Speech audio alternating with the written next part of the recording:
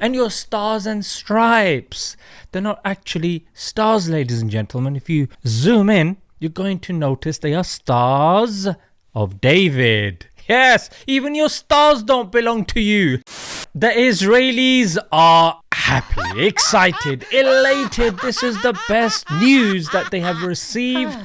Ladies and gentlemen, they finally roped America into doing their dirty work. Will it stop? Of course not. Has it solved anything? Well, let's see. Assalamu alaikum guys, and welcome to another episode of Smile to Jannah. Before I continue, I have started a news website called s2jnews.com. Make sure you guys download the app and make sure you follow us on Instagram and Twitter. As you guys have probably heard by now, America has joined in on Israel's illegal war against Iran.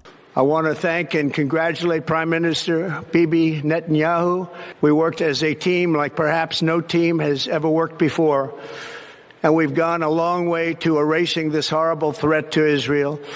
I want to thank the Israeli military for the wonderful job they've done.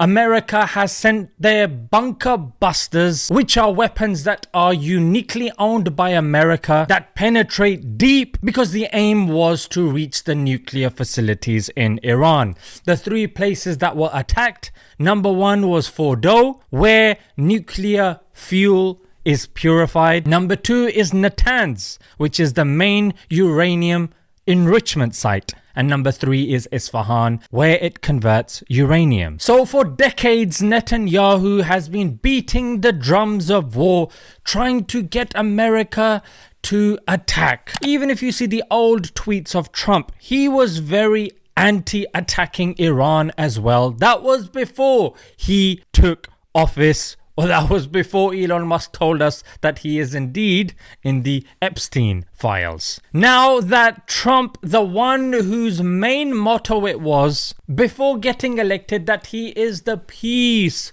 president, he has gone against all of that, and so has his party. Why? Because him and his party more likely has taken visits on certain islands in which certain acts have taken place that have been filmed and used against them. If it's not that, you have others that will justify blindly following what Israel says because of their Christian faith. We know what Ted Cruz said. Growing up in Sunday school, I was taught from the Bible, those who bless Israel will be blessed, and those who curse Israel will be cursed. And from my perspective, I want to be on the blessing side of things. But even some Christians have called them out, saying you are misinterpreting our book.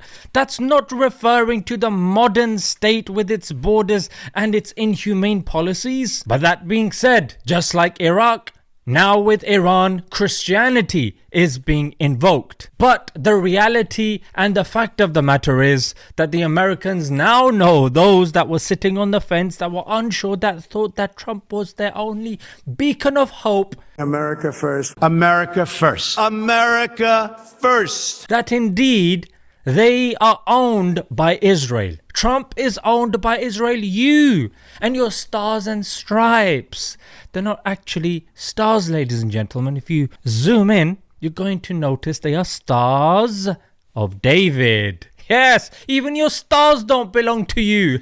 They belong to David. The Israelis are happy, excited, elated. This is the best news that they have received, to such a degree that the Minister of Culture and Sports from Netanyahu's Likud party called Trump, I kid you not, a messenger of God. He's not a messenger of God, we know this, and we know what these people think of God. There is a quote in the Talmud, in the story of the oven of Achnai, in Bava Metzia 59b, and I quote, this is God speaking, "My children have defeated me." If you want the Hebrew, it's Nitzchuni Banai. So people that believe this about God, that the children of Israel can defeat him, what value do they have for God? What value do they have for your Jesus, whom they believe is being cooked in his own excrement? And even when Trump is told by his, and I quote, intelligence wing, the whole point of this group is to gather intelligence, something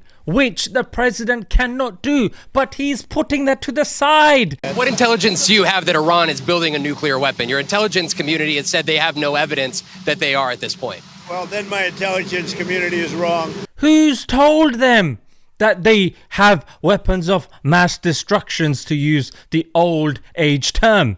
It's the Israelis.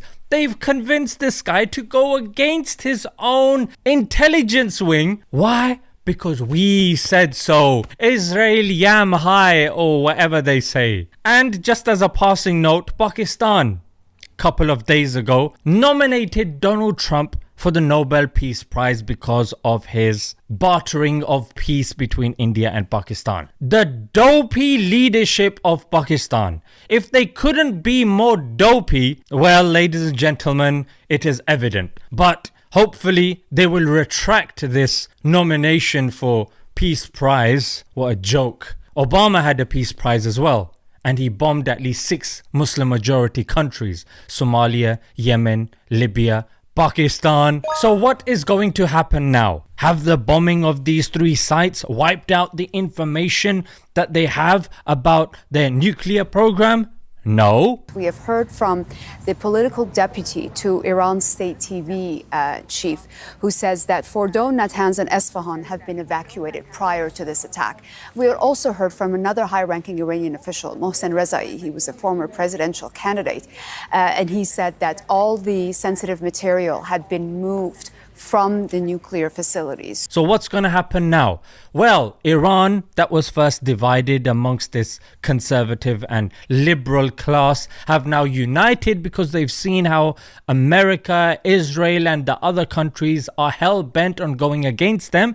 So regime change, or the change of government, whatever you want to say it, will not be possible. So Israel has retracted those words. And Iran most likely is now going to go full throttle ahead with their nuclear weapons if they don't have so already. So what has this done? It's going to initiate a war of attrition, because if Iran is smart, they're not going to attack America because they're not in a position to do so. It makes sense to bombard Israel and make them regret the escalation of actions that they have been a part of, and then they'll come to the negotiating table bringing their lapdog America, like, come, do our bidding. I was there 4 years, gave them billions and billions of dollars. I was the best friend Israel ever had. And if you analyze the actual difference between Iran and Israel on the international forum, Israel actually has a nuclear weapons program.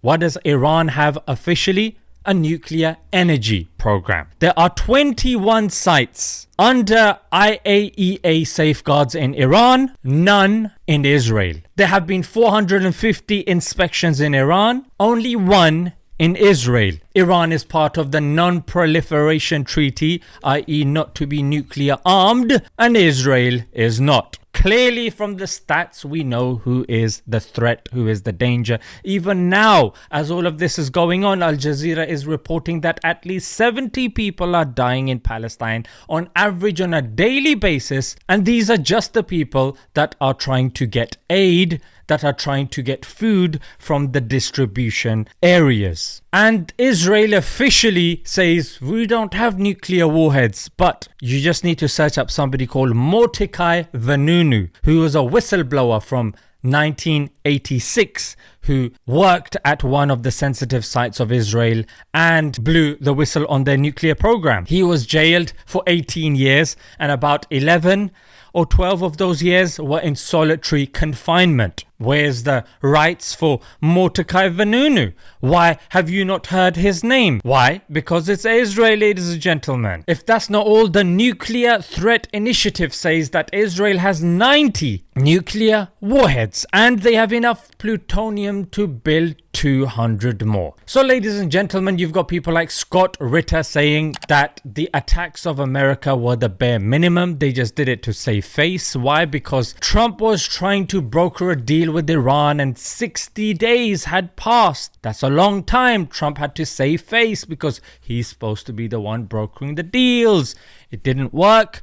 He succumbed to the pressure of Netanyahu and then did the bare minimum that he was supposed to. That's what he thinks. Others tend to agree by saying American actions haven't been significant. They've just done it to save face and to get Israel off their back. Well, only time will tell. We do know that America cannot think for itself. Yeah, it needs to hire congressmen that haven't been to certain islands and compromise themselves with children, allegedly. Let's see how things progress. If you have stayed locked and loaded on Smile to Jannah, congratulations, because you will be increasing your IQ and your information about the recent conflict, amongst others. Make sure you download the S2J News app as an extension to get more comprehensive information on what's going on. Let's leave it there, guys. Until next time, Assalamu alaikum.